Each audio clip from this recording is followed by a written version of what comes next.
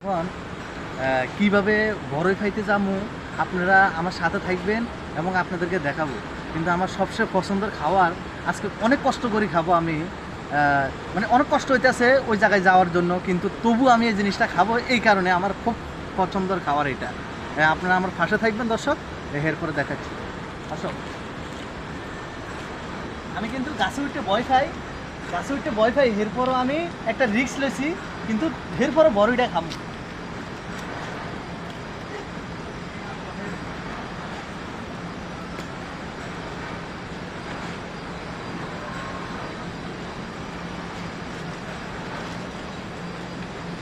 সব ধুলা, সব ধুলা ভালো, আমি সব ভালো ধুলা ভালো, সব ভালো, সব ভালো।